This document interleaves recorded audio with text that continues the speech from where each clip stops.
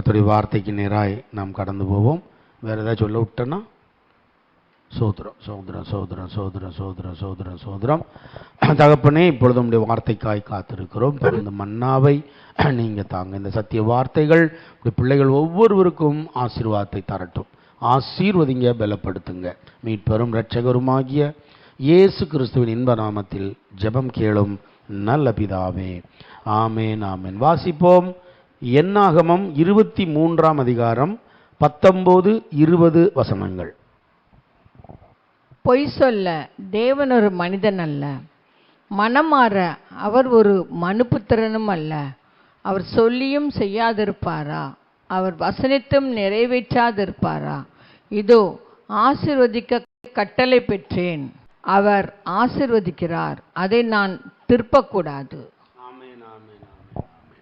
பொய் சொல்ல தேவன் ஒரு மனிதன் அல்ல. ஆமாம், மனுஷன் நிச்சயம் பொய் சொல்லுவோம். ஆனால் கர்த்தர் ஒரு நாளும் ஒருபோதும் பொய் சொல்ல மாட்டார். நம்ம நன்மைக்கு ஏதுவாக கூட பொய் சொல்லக்கூடாது இல்லையா? ஆமாம், நன்மைக்கு ஏதுவாக கூட பொய் சொல்லுங்கன்னு சொல்லுவாங்க. அது கூட வேண்டாம். நமக்கு உள்ளதை உள்ளதென்றும் இல்லதை இல்லதென்றும் சொல்லுவோம். ஸோ பொய் சொல்ல தேவன் ஒரு மனிதன் அல்ல. அவர் ஒரு நாளும் பொய் சொல்ல மாட்டார். நிச்சயமாகவே நான் உன்னை ஆசீர்வதிக்கவே ஆசீர்வதித்து பெருகவே பெருக பண்ணுவேன்னு வாக்கு கொடுத்தார்னா கொடுத்த வாக்கை நிச்சயமாக அவர் நிறைவேற்றுவார். ஆமாம், உங்களுக்கு நிச்சயமாக ஆசீர்வாதத்தை தருவார். மனம் மாற அவர் ஒரு மனுபுத்திரனும் அல்ல. ஸோ இங்கே மனுஷனை பற்றியே அதிகமாக சொல்லியிருக்கார். முதல்ல மனுஷன் பொய் சொல்கிறவனா இருக்கான். ரெண்டாவது மனம் மாறுவான் இல்லையா?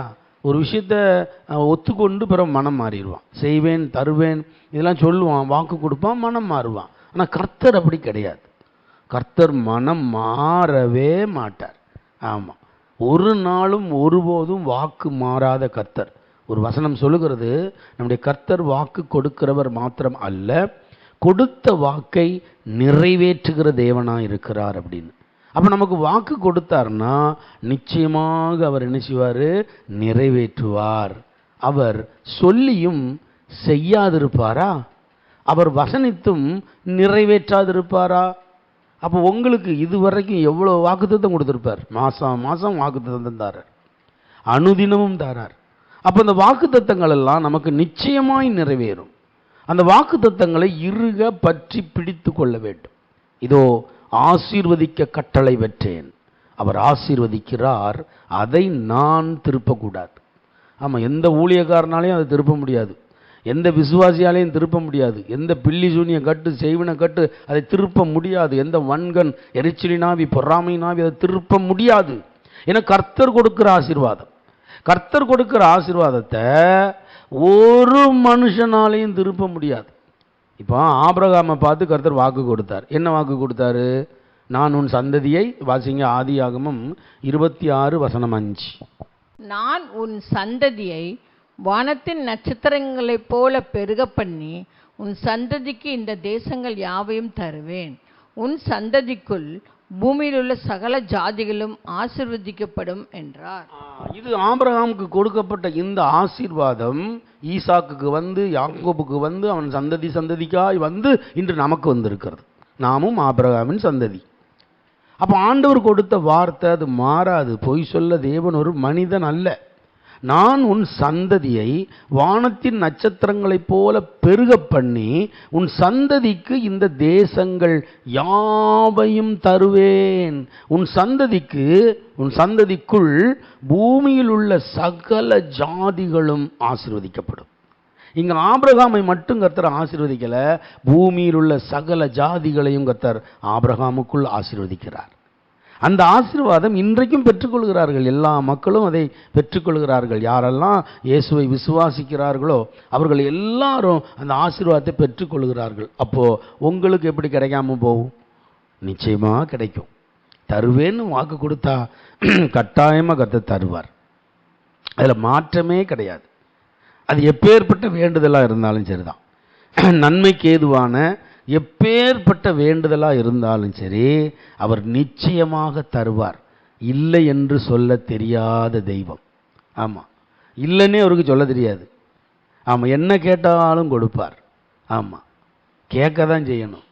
நீங்கள் கேட்பது எப்பேற்பட்ட காரியமாக இருந்தாலும் சரிதான், கர்த்தருக்கு அது லேசான காரியம். உங்களுக்கு தான் அது பாரமானது, உங்களுக்கு தான் பெரிய காரியமாக இருக்கும். நம்முடைய கர்த்தருக்கு லேசான காரியம். மத்தேயு 7ஆம் அதிகாரம் 7ஆம் வசனத்திலே சொல்லப்பட்டிருக்கிறது, கேளுங்கள் அப்பொழுது உங்களுக்கு கொடுக்கப்படும், தேடுங்கள் அப்பொழுது கண்டடைவீர்கள், தட்டுங்கள் அப்பொழுது உங்களுக்கு திறக்கப்படும். கேளுங்கள் அப்படிங்கிறார். ஸோ நம்ம கேட்கணும், கருத்தாய் கேட்கணும். அங்கே தான் வித்தியாசம் இருக்கு. கேட்கறதுல என்ன வித்தியாசம்? கருத்தாய் கேட்குது. எலியா நம்மை போல பாடுள்ள மனுஷனாக இருந்தான், ஆனால் கேட்பதை கருத்தாய் கேட்டான் இல்லையா? அந்த மாதிரி கருத்தாய் நம்ம ஜெபிக்க ஆரம்பிச்சிட்டோம்னா, நம்ம ஷூட்டிங் ப்ரேயரில் அடிக்கடி சொல்லுவோம், குறி வச்சு அடிக்கிறது அப்படின்னு. கேட்பதை நீங்கள் கருத்தாக கேட்டுட்டீங்கன்னா கர்த்தர் கட்டாயமாக கொடுத்துருவார். அலைபாய விட்டு கேட்கக்கூடாது. அப்படியே மனசை அலைபாய விட்டு ஒருநிலைப்படுத்த தெரியாமல் மனதை, அதாவது ஆவி ஆத்துமா சரீரம் ரொம்ப முக்கியம் ஜெபத்துக்கு. இந்த ஆவி ஆத்துமா சரீரம் ஒரு நிலைப்பட்டு, தமிழில் அதுக்கு பேர் ஐம்புலன்களையும் அடக்கி அப்படிம்பாங்க. அந்த காலத்தில் சித்தர்கள் ஐம்புலன்களையும் அடைச்சி ஜெபிச்சா அவங்க இது பண்ணாங்க அப்படிம்பாங்க. அதெல்லாம் நமக்கு தெரியாது. ஆனால் ஆவி ஆத்துமா சரீரம் இதை ஒருநிலைப்படுத்தி நம்ம ஜெபிக்கும் பொழுது அந்த ஜெபம் நிச்சயமாய் கேட்கப்படும். காரணம், வான மண்டலத்தின் பொல்லாத சேனைகள் உங்கள் ஜெபத்தை தடுப்பது அவர்களுடைய முக்கியமான வேலை. அதான் வழியில் உட்காந்துருக்கான், வான மண்டலத்தில் இருக்கான் பாருங்க. அவன் வானத்திலையும் கிடையாது, பூமியிலையும் இல்லை, வான மண்டலத்தில் இருக்கிறான். வான மண்டலம் எதற்காக? உங்கள் ஜெபங்கள் ஏறெடுக்கப்படும், ஜெப தூபமாக ஏறெடுக்கப்படும். வெளிப்படுத்தின விசேஷத்தில் அப்படி தான் இருக்குது. உங்கள் ஜெபம் எல்லாம் ஜெப தூபமாக ஏறெடுக்கப்படும். இது நேராக பரலோகத்துக்கு போய் சேரணும். ஆனால் சேர விடாமல் பிசாசு என்ன பண்ணுவான்னா, இடையிலே அதை குலைச்சி விட்டு போயிடுவான். ஏன் குலைக்கிறான் அப்படின்னா, ஒரு நிலைப்பாடு இல்லாததுனால. ஒரு மனம் உங்களுக்குள்ளேயே வேணும். இப்போ ஒரு மனம் கணவன் மனைவிக்கு வேணும், மாமி மார்மு எல்லாருக்கும் வேணும். நேற்று பார்த்தோம் நம்ம ஒரு மனம். ஆனால் இந்த ஒரு மனம் உங்களுக்குள்ளேயே வேணும். உங்களுக்குள்ளே ஒரு மனம் இருக்கணும். உங்கள் ஆவி ஆத்துமா சரீரம் மூணும் ஒரு நிலைப்படணும். ஒரு நிலைப்பட்டு நீங்கள் ஜெபிக்கும் பொழுது அந்த ஜெபம் கட்டாயம் கேட்கப்படும். ஏனென்றால் பிசாசால அதை தடுக்கவே முடியாது. கேளுங்கள் அப்பொழுது உங்களுக்கு கொடுக்கப்படும். வாக்கு மாறாதவர், வாக்கு மாறாதவர். நீங்கள் கேட்கிற யாவற்றையும் பெற்றுக்கொள்வீர்கள். என் நாமத்தினாலே நீங்கள் எதை கேட்பீர்களோ பிதா மகிமைப்படும்படியாக அதை நான் உங்களுக்கு தருவேன்னு சொல்லியிருக்கார். அப்போ அவருடைய நாமத்தில், இயேசுவின் நாமத்தில், அவருடைய சித்தப்படி நம்ம கேட்கும்போது, நான் அடிக்கடி சொல்கிறது, 10ஆம் கிளாஸ் படிக்கிற பிள்ளைக்கு ஐஃபோன் வாங்கி கொடுக்காதீங்க. ஆமாம், பைக் வாங்கி கொடுக்காதீங்க. அது சித்தம் இல்லை. அது 10ஆம் கிளாஸ் தான் படிக்க, அவனுக்கு என்ன பைக்கு இல்லையா? அதை விபத்தை உண்டாக்கிட்டுனா நீங்கள் தான் உள்ளே போகணும். 50,000 ரூபா உங்களுக்கு தான் பெனால்ட்டி. பிள்ளைக்கும் அடி. கேஸ் ஆகி போச்சுன்னா உங்களுக்கு, பெற்றோருக்கு தான் பெனால்ட்டி. 18 வயசுக்கு முன்னால் பிள்ளை பைக் ஓட்டி விபத்தாகி கேஸ் ஆகி போச்சுன்னா பெற்றோருக்கு பெனால்ட்டி. நிறைய பெற்றோருக்கு தெரியவே தெரிய மாட்டேங்குது இந்த சட்டம். ஸோ அந்த மாதிரி தான் நம்ம கருத்தாய் தேவனிடத்தில் கேட்கும் பொழுது உங்கள் சந்தோஷம் நிறைவாக இருக்கும்படி நீங்கள் பெற்றுக்கொள்வீர்கள். அவர் மனம் மாறுவதற்கு மனிதன் அல்ல. ஆமாம், பொய் சொல்ல தெரியாத தெய்வம். நீங்கள் கேட்கிற யாவரையும் பெற்றுக்கொள்ளுவேன் என்பதை முதலாவது நீங்கள் என்ன செய்யணும்? நம்பணும், விசுவாசிக்கணும். ஒன்றுமில்லாததிலிருந்து உருவாக்குவது நம்முடைய கர்த்தர். ஸோ நீங்கள் விசுவாசிச்சா நிச்சயமாக தருவார். ஸோ இன்னைக்கு கேளுங்க, இன்னைக்கு கேளுங்க, விடாமல் கேளுங்க. அடிக்க அடிக்க அம்மியும் நகரும்னு ஒரு பழமொழி இருக்குது. ஜெபிக்க ஜெபிக்க காரியம் வாய்க்கும், இது நான் சொல்கிறது.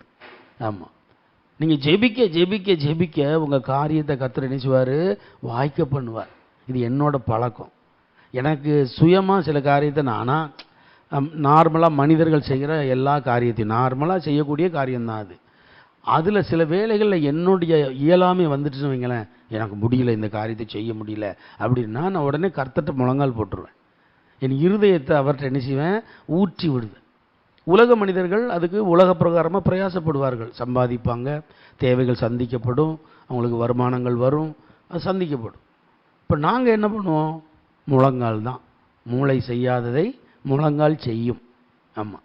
அப்போ நம்ம முழங்காலை முடக்கி கர்த்தரிடத்தில் கேட்கும் பொழுது நிச்சயமாக அவர் கொடுக்கிறார். கேளுங்கள், அப்பொழுது உங்களுக்கு கொடுக்கப்படும். தேடுங்கள், அப்பொழுது கண்டடைவீர்கள். தட்டுங்கள், அப்பொழுது உங்களுக்கு திறக்கப்படும். நிச்சயமாக கதவை அடைக்கவே மாட்டார். நான் ஒரு ரகசியத்தை அடிக்கடி சொல்லுவேன். உங்களுக்காக ஒரு திறந்த வாசலை வைத்திருக்கிறார். ஒவ்வொரு கூட்டத்திலையும் வச்சிருக்கிறார். இந்த அதிகாலை ஜெபத்தில் ஒரு ஆசீர்வாதம் உங்களுக்கு இருக்குது. இப்போ 10:30 மணி பெண்கள் ஜெபத்தில் ஒரு ஆசீர்வாதம் இருக்குது. இரவு 9 மணி ஜெபத்தில் ஒரு ஆசீர்வாதம் இருக்குது. சனிக்கிழமை காத்திருப்பு கூட்டத்தில் ஒரு ஆசீர்வாதம் இருக்குது. ஞாயிற்றுக்கிழமை ஆராதனையில் ஒரு ஆசீர்வாதம் இருக்குது. வீட்டு கூட்டங்களில் ஒரு ஆசீர்வாதம் இருக்குது. அப்போ நமக்கு எத்தனை ஆசீர்வாதம் தேவை நம்ம தான் சூஸ் பண்ணணும். எல்லா ஆசீர்வாதமும் உங்களுக்கு வேணும்னா எல்லா கூட்டத்திலையும் கலந்துக்கிறணும். ஆமாம், நீங்கள் எல்லா கூட்டத்திலையும் நீங்கள் தொடர்ந்து கலந்து கொள்ள தேவன் எல்லா விதமான ஆசீர்வாதங்களையும் உங்களுக்கு தருவார். நீங்கள் வேலை நேரம் போக உங்களுக்கு ஃப்ரீ டைமில் நீங்கள் வீட்டில் சும்மா இருக்காமல் இப்படிப்பட்ட ஜெபங்களில் கலந்து கொள்ளும் பொழுது தேவன் உங்கள் குறைவுகளை எல்லாம் நிறைவாய் மாற்றுவார். எப்படி மாற்றுவார்? சங்கீதம் 128 1 to 6 வரை ஒரு 6 பேர் வாசிங்க பாபோம். சங்கீதம் 128 ஆண்டவர் எப்படிலாம் ஆசீர்வதிப்பார். சங்கீதம் 128 எடுங்க, 1 to 6 வரை ஆளுக்கு ஒரு வசனம் வாசிங்க. எவ்வளவு பெரிய ஆசீர்வாதம் இந்த 6 வசனத்துக்குள்ளே இருக்குது பாருங்களேன். அதை யாருக்கு கொடுக்குறாராம்? கர்த்தருக்கு பயந்து அவர் வழிகளில் நடக்கிறவன் எவனோ அவன் பாக்கியவான். அப்போ கர்த்தருக்கு பயந்து அவர் வழிகள், அவர் வழி என்னது? அவர் வழி டிவி சீரியல் பார்ப்பது அவர் வழியா? செல்ஃபோன்லேயே இடாமல் காத்து கிடப்பது, செல்ஃபோன்லேயே விழுந்து கிடப்பது, ஆமாம், கை வலிக்க தடவுறது அவர் வழியா? வாயிலிருந்து கெட்ட வார்த்தை வர்றது அவருடைய வழியா? புருஷனை மதிக்காமல் பேசுறது அவருடைய வழியா? பொட்டாட்டியும் மதிக்காமல் நடத்துறது அவருடைய வழியா? அவர் வழி வேற. ஆமாம், உன் வழிகள் என் வழிகளும் அல்ல. ஆமாம், என் வழிகள் உன் வழி இல்லை, வேறன்ட்டார். என் நினைவுகள் உன் நினைவுகள் அல்ல, என் வழிகள் உன் வழிகள் அல்லன்ட்டார். மாறப்ப வேற. அந்த வழி கர்த்தருடைய வழி. அதை கண்டுபிடிச்சிடணும். நம்ம என்ன பெரிய பாரமான வழியா? கிடையவே கிடையாது. என்னுடைய நுகத்தை ஏற்றுக்கொள்ளுங்கள், என்னுடைய நுகம் மெதுவானதுன்னு இருக்கார். அப்போ அவருடைய வழி லேசான வழி தான். அதை கண்டுபிடிப்பவர் சிலர் என்று எழுதப்பட்டிருக்கிறது. பரலோகத்துக்கு போகும் பாதையை கண்டுபிடிப்பவர்கள் சிலர் என்று எழுதப்பட்டிருக்கிறது. கண்டுபிடிக்கிறதே சிலர்னா பிரவேசிப்பது எத்தனை பேர்? அப்போ அந்த வழியை முதலாவது நீங்கள் கண்டுபிடிக்கணும். எதற்காக? உன் கைகளின் பிரயாசத்தை நீ சாப்பிடுவதற்காக, உனக்கு பாக்கியமும் நன்மையும் உண்டாவதற்காக, உன் மனைவி உன் வீட்டோரங்களில் கனிதரும் திராட்சை கொடி போல் இருப்பதற்காக, உன் பிள்ளைகள் உன் பந்தியை சுற்றிலும் ஒலிவ மர கன்றுகளைப் போல இருப்பதற்காக கர்த்தருக்கு பயந்து அவர் வழிகளில் நடக்கிறவன். ஸோ அவருக்கு பயப்படணும். அப்போ அது எப்படி உங்களுக்கு அந்த உணர்வை தேவன் கொடுப்பார் அப்படின்னா, ஒரு பாவம்னு உங்கள் ஆத்மாவுக்கு தெரியும் பாருங்க, உங்கள் இருதயம் பக்குன்னு அடிக்க ஆரம்பிச்சிடும். உங்கள் இருதயத்தை மீறி, கர்த்தருடைய சித்தத்தை மீறி, அவர் சிந்தையை மீறி உங்களால் அதை செயல்படுத்தவே முடியாது. ஆனால் உங்கள் மனசு வாஞ்சிக்கும். ஆமாம், பவுல் சொன்ன மாதிரி, நான் விரும்புகிறதை செய்யாமல் நான் வெறுக்கிறதையே செய்கிறேன், நான் அல்ல எனக்குள் இருக்கிற பாவமே என்னை அப்படி செய்ய தூண்டுகிறது. அப்போ நீங்கள் விரும்புவது நல்ல வழி, நல்லா ஜெபிக்கணும், சர்ச்சுக்கு போகணும், நல்ல கர்த்தருக்குள்ளே இருக்கணும், இது நம்ம விரும்புவது. ஆனால் செய்வது அப்படியே அதுக்கு நேர்மாறாக செய்வோம். ஆனால் கர்த்தர் மட்டும் எனக்கு உண்மை உள்ளவராக இருக்க வேண்டும், அவர் எனக்கு நான் நினைப்பதற்கும் வேண்டுவதற்கும் அதிகமாக தர வேண்டும். நீ அநேக ஜாதிகளுக்கு கடன் கொடுப்பாய், நீயோ கடன் வாங்காதிருப்பாய்ன்னு சொன்னார்ல, நான் அப்படி எனக்கு அவர் தரட்டும். அவர் சொல்கிறாரு, நீ எனக்கு பயந்து என் வழியை என்னை காத்து நடந்துக்கோ அப்படிங்கிறார். அப்படி செய்யும்போது இந்த ஆசீர்வாதங்கள் எல்லாம் நம்மீது வந்து பழிக்க தொடங்கிவிடும். இந்த ஆசீர்வாதங்களை எல்லாம் நீங்கள் பெற்றுக்கொள்வீர்கள். 4வது வசனம் சொல்லுகிறது, இதோ கர்த்தருக்கு பயப்படுகிற மனுஷன் இவ்விதமாக ஆசீர்வதிக்கப்படுவான். இந்த 1 to 3 4 to 6 2 பிரிச்சுக்கோங்க. நீங்கள் 1 to 3 2, 3 வசனம் ஆசீர்வாதமான வசனம், பிளெஸ்ஸிங்ஸ். முதல் வசனம் அதுக்குள்ள கண்டிஷன்ஸ். நீங்கள் பைபிளில் ஆதியாகமத்திலிருந்து வெளிப்படுத்தின விசேஷம் வரைக்கும் எந்த வசனத்தை வேணாலும் எடுத்துக்கோங்க. அதில் கர்த்தர் ஒரு வசனத்தை நீங்கள் எடுத்தீங்கன்னா அதுக்கு மேலே கீழே பாருங்கள் கண்டிஷன் வச்சுருப்பார். உங்களுக்கு ஆசீர்வாதத்தை அவ்வளோ ஈஸியெல்லாம் கொடுத்துட மாட்டார். கண்டிஷன் அங்கே இருக்கும். ஏற்கனவே நேற்று பிரசங்கம் கேட்டவங்களுக்கு தெரியும். கர்த்தர் உங்களை ஆசீர்வதிக்க வேண்டுமென்றால் கர்த்தர் அப்பத்தை எடுத்து உயர்த்தி அதை பிட்டுன்னு இருக்குல்ல, பிச்சார் பாருங்க. அப்போ உங்களை நேற்று பிரசங்கத்தில் பாஸ்டர் அஜித் சொன்னாங்க, பிச்சிருவார் முதல்ல. ஆமாம், பாடுகளுக்கு பிறகு அநேகருக்கு பகிர்ந்து கொடுப்பார். அப்போ உங்களை வச்சு உங்களுக்கும் ஆசீர்வாதம், அநேகருக்கும் ஆசீர்வாதம். அதற்கு கர்த்தருக்கு பயந்து அவர் வழிகளில் நடக்கிறவன். அதை செஞ்சா 2வது 3வது வசனம் என்னது? உன் கைகளின் பிரயாசத்தை நீ சாப்பிடுவாய், உனக்கு பாக்கியமும் நன்மையும் உண்டாயிருக்கும், உன் மனைவி உன் வீட்டோரங்களில் கனிதரும் திராட்சை கொடியை போல் இருப்பாள், உன் பிள்ளைகள் உன் பந்தியை சுற்றிலும் ஒளிவு மர கன்றுகளைப் போல் இருப்பார்கள். இது 1லிருந்து 3 வரை. 4லிருந்து 6 வரை பாருங்க என்ன இருக்கு? 5வது 6வது வசனம், கர்த்தர் சியோனிலிருந்து உன்னை ஆசீர்வதிப்பார், நீ ஜீவனுள்ள நாளெல்லாம் எருசலேமின் வாழ்வை காண்பாய், நீ உன் பிள்ளைகளின் பிள்ளைகளையும் இஸ்ரவேலுக்கு உண்டாகும் சமாதானத்தையும் காண்பாய். எப்போ? அதுதான் 4வது வசனம். இதோ கர்த்தருக்கு பயப்படுகிற மனுஷன் இவ்விதமாய் ஆசீர்வதிக்கப்படுவான். அப்போ ஆண்டவர் இங்கே சொல்ல வர்றது என்ன? நான் பொய் சொல்ல மாட்டேன்பா, நான் வாக்கு மாற மாட்டேன், நான் கட்டாயம் தருவேன், ஆனால் நான் கேட்கறத நீ செய்ய அப்படிம்பார். என்ன கேட்குறாரு? அவருக்கு பயந்து அவர் வழிகளில் நடக்க சொல்கிறார். அந்த வழி உத்தமமான வழி, அதில் தீமை கிடையவே கிடையாது. ஆமாம், கரடு முரடு இருந்தாலும் தோள் மீது சுமந்து கொண்டு நடப்பார். நீ நடக்க தேவையில்லை, நீ சுமக்க தேவையில்லை, அவர் சுமந்து தீர்த்து விட்டார். அப்போ உங்களுக்கு அந்த விசுவாசம் வேணும். தேவன் இன்றைக்கு என்னை நிச்சயமாக ஆசீர்வதிப்பார். ஏன்னா பொய் சொல்ல தேவன் ஒரு மனிதன் அல்ல, மனம் மாற அவர் ஒரு மனுபுத்திரனும் அல்ல. இங்கே சங்கீதம் 128 சொல்லப்பட்ட 2, 3, 5, 6 இந்த வசனங்கள் எனக்கு நடக்கும், கிடைக்கும்.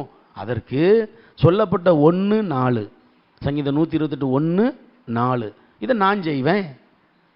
ஏன்னா எப்போவுமே ஒரு கையில் ஓசை வராது, தெரிஞ்சுக்கோங்க. ஒரு கையில். நான் திரும்பவும் சொல்கிறேன், உங்களை ஏமாற்றக்கூடாது யாரும். நீ ஆண்டவர் உனக்கு சிலுவையில் அடிக்கப்பட்டுட்டார், நீ ரட்சிக்கப்பட்டுட்ட, உனக்கு எல்லாம் கிடைக்கும், எல்லாம் கிடைக்குன்னா ஒன்றும் கிடைக்காது. ஆமாம், கொடுங்கள் அப்பொழுது உங்களுக்கு கொடுக்கப்படும். ஆமாம், உடனே காணிக்கைக்கு போயிடாதீங்க. இந்த வசனத்தை சொன்னாலே காணிக்கை தான் ஞாபகத்துக்கு வரும். அது வேண்டாம், காணிக்கை தேவை, அது கொடுக்குற நேரத்தில் கொடுங்க. இந்த வசனத்தை அதை சம்மந்தப்படுத்தாதீங்க. இந்த வசனத்தை இதுக்கு சம்மந்தப்படுத்தி பாருங்கள், ஆவிக்குரிய காரியத்துக்கு. உங்களை கொடுங்கள். ஆமாம், தசமபாகம் தான் பழைய ஏற்பாட்டில். புதிய ஏற்பாட்டில் உங்களையே முழுசாக கேட்காரு அவர். உன்னைய முழுசாக தந்துரு எனக்கு அப்படிங்கார். அப்போ நீங்கள் முழுவதும் அவருக்கு சமர்ப்பணமாக்கி விட்டால் எல்லாவற்றையும் அவர் உங்களுக்கு சமர்ப்பணம் பண்ணிடுவார். உங்களுக்கு தான் முக்கியத்துவம் கொடுப்பார்.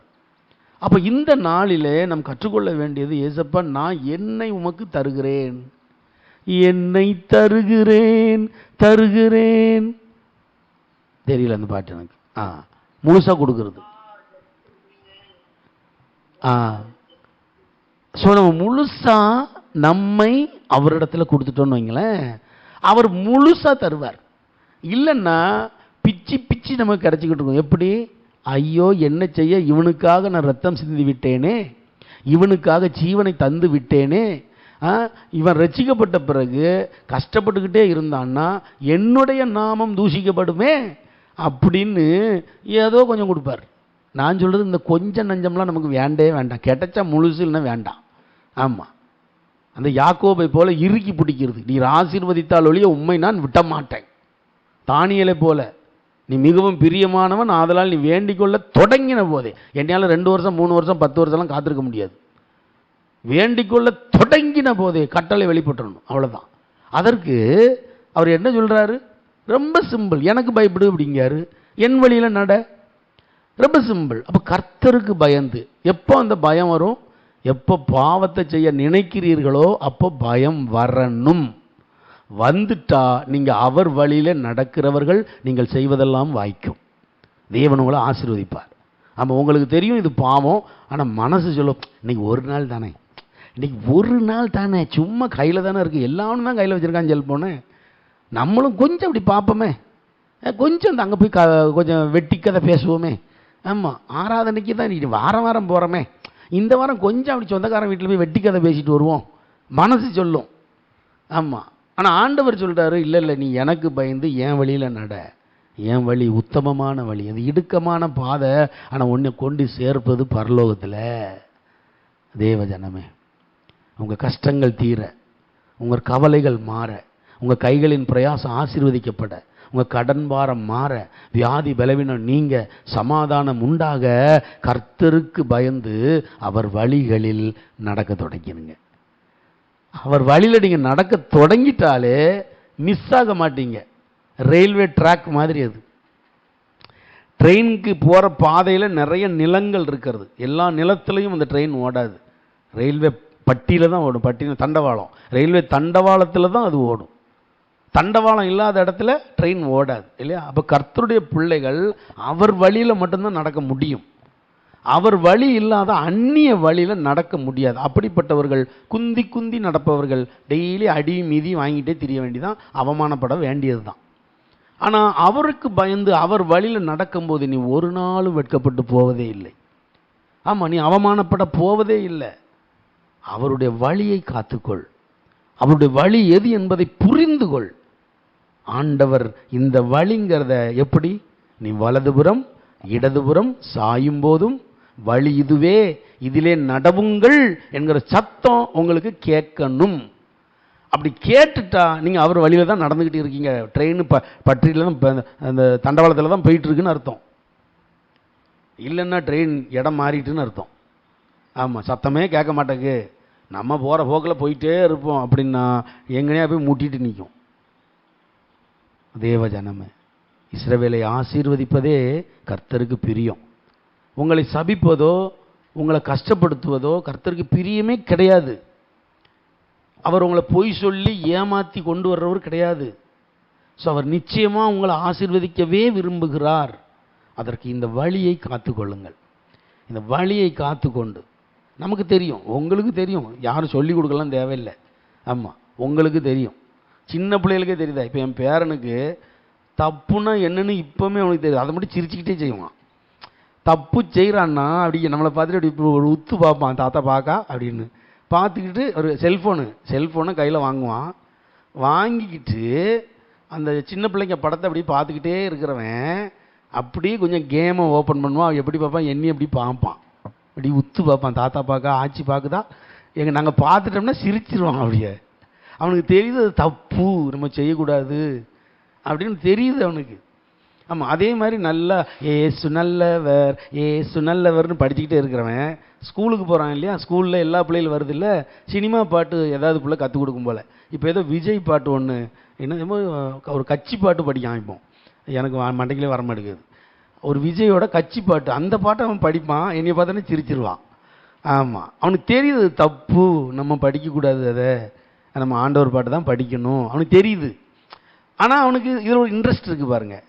ஆனால் நம்ம சின்ன பிள்ளைலாம் இல்லை, நம்ம பெரிய ஆளுக்க, நம்ம பால் குடிக்கிறவர்கள் இல்லை. அப்போ நமக்கு தெரியும் இது தப்புன்னு செஞ்சுக்கிட்டு ஆண்டவர் தண்டிக்கக்கூடாது, ஆண்டவர் கண்டிக்கக்கூடாதுன்னா எப்படி? அப்பா கண்டிக்க செய்வார். அது கஷ்டம். உருவ குத்திக்கிட்டு கொஞ்ச நாள் சீரழிய வேண்டிதான். அது வேண்டாம். அப்படின்னா அவர் பாதையிலே நடக்கணும்.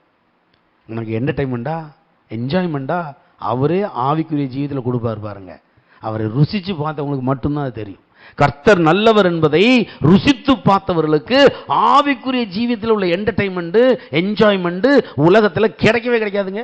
நீங்கள் 1 கோடி ரூபா கொடுத்து நீங்கள் என்ஜாய்மெண்ட்டை வாங்குங்க, அவனையும் ஆவிக்குரிய கர்த்தருக்குள்ள என்ஜாய்மெண்ட்டாக இருக்கான் பாருங்க. 2 பேரையும் ஒப்பிட்டு பாருங்க.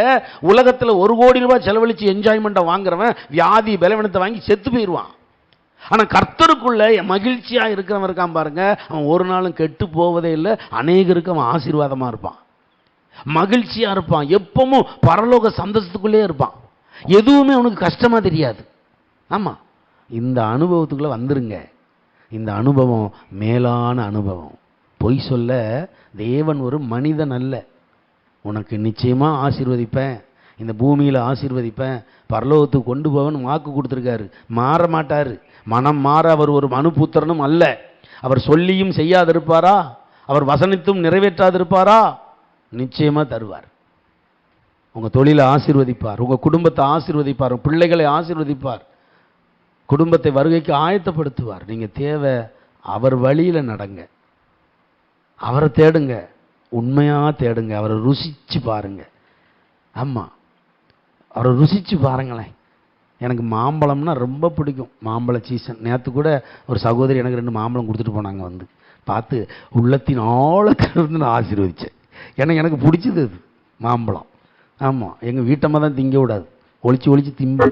பிடிக்கும், சுவையானதான் நான் நினைப்பேன். இருக்கிற முக்கணியிலேயே சிறந்த கனின்னு நினைப்பேன் நான். அதை மாம்பழம் ரொம்ப பிடிக்கும். ரசிச்சு அடா இப்பவுமே எச்சு ஊறுது எனக்கு. ஆமாம், அப்படியே ரசித்து ருசிச்சு திம்பேன் நான். அதை விட அதிகமாக கர்த்தரை ரசித்து ருசிக்க ஆரம்பிச்சிட்டோன்னு வைங்களேன், அவரை விட்டு விலகவே மாட்டோம். உலகம், உலக பொருட்கள், உலக கவலை இதெல்லாம் ஒரு பொருட்டாவே தெரியாது. போ இயேசுவின் நாமத்தில்னு உதறி விட்டுட்டு சந்தோஷமாயிருங்க, எப்பொழுதும் சந்தோஷமாயிருங்க, சந்தோஷமாயிருங்க, எப்பொழுதும் சந்தோஷமாயிருங்க. உயர்வானாலும் தாழ்வானாலும், உயர்வானாலும் தாழ்வானாலும் சர்வ வல்ல தேவன் நம்மோடு இருக்கிறார். சர்வ வல்ல தேவன் நம்மோடு இருப்பதால் சந்தோஷமாயிருங்க, எப்பொழுதும் சந்தோஷமாயிருங்க.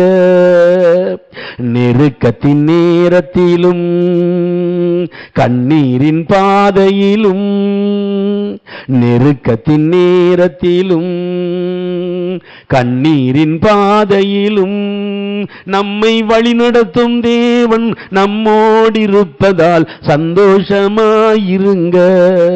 நம்மை வழிநடத்தும் தேவன் நம்மோடு இருப்பதால் சந்தோஷமாயிருங்க, சந்தோஷமாயிருங்க, எப்பொழுதும் சந்தோஷமாயிருங்க. எங்கள் அன்பின் பரமபிதாவே, தகப்பனே, நீர் விதைக்க சொல்லுகிற விதைகளை தினம்தோறும் விதைத்து கொண்டு வருகிறோம் அப்பா. விதைக்கப்படுகிற விதைகள் ஒவ்வொன்றும் 30, 60, 100 பலன் கொடுப்பதாக, உம்முடைய ராஜ்யம் வருவதாக, உம்முடைய சித்தம் பரலோகத்திலே செய்யப்படுவது போல பூலோகத்திலும் செய்யப்படுவதாக. அப்பா, மனம் மாற நீர் மனு புத்திரன் அல்லப்பா. நீர் சொல்லியும் செய்யாதிருப்பீரா? பொய் சொல்ல நீர் ஒரு மனுஷன் கிடையாது. உம்முடைய பிள்ளைகளை ஆசீர்வதிங்க. உம்முடைய ஊழியக்காரன் இப்பொழுது உம்முடைய பிள்ளைகளுக்காக பரிந்து பேசுகிறேன் ஐயா. பரிசுத்த ஆவியானவரே, என்னோடு இணைந்து உம்முடைய பிள்ளைகளுக்காக பரிந்து பேசுங்கப்பா. யாராவது கடன் பாரத்தில் இருந்தால் அந்த கடன் பாரத்திலிருந்து இன்றைக்கு ஒரு விடுதலை கொடுங்க சுவாமி. வியாதி பலவீனத்தில் இருந்தால் அந்த வியாதி பலவீனத்திலிருந்து ஒரு விடுதலை தாங்கப்பா. சமாதானம் இல்லாமல் இருந்தால் சமாதானத்தை கொடுங்க சுவாமி. பரிசுத்த ஆவியானவரே, நீர் பரிந்து பேசுங்கப்பா. அப்பா, நீங்கள் கொடுங்க. பிதாவாகிய தேவனே கொடுங்க. உம்முடைய பிள்ளைகளை ஆசீர்வதிங்கப்பா. உம்முடைய பிள்ளைகள் சோர்ந்து போய் விடாதபடி உற்சாக ஆவியினால் தாங்குங்கப்பா. இன்றைய நாளுக்கேற்ற புதிய ஆசீர்வாதத்தை, புதிய கிருபையை உம்முடைய பிள்ளைகளுக்கு கொடுங்க ராஜா. உம்முடைய ஊழியக்காரனுக்கு கொடுத்த கிருபையின் நிமித்தமாக, அன்பின் நிமித்தமாக, அதிகாரத்தின் நிமித்தமாக உள்ளத்தின் ஆழத்திலிருந்து பிதா, குமாரன், பரிசுத்தாவியின் நாமத்திலே வாழ்த்துகிறேன், ஆசீர்வதிக்கிறேன். மீட்பரும் இரட்சகரும் ஆகிய இயேசு கிறிஸ்துவின் இன்ப நாமத்தில் ஜெபம் கேளும் நல்ல பிதாவே.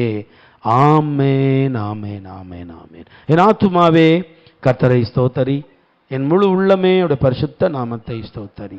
என் ஆத்துமாவே கர்த்தரை ஸ்தோத்தரி, அவர் செய்த சகல உபகாரங்களையும் மறவாதே. ஆமென், ஆமென். எல்லாரும் உங்க மைக்கை ஆன் பண்ணி விழித்திருந்து சந்தோஷமா, உற்சாகமா இன்னொரு 3 அல்லேலூயா சொல்லுவோமா? அல்லேலூயா.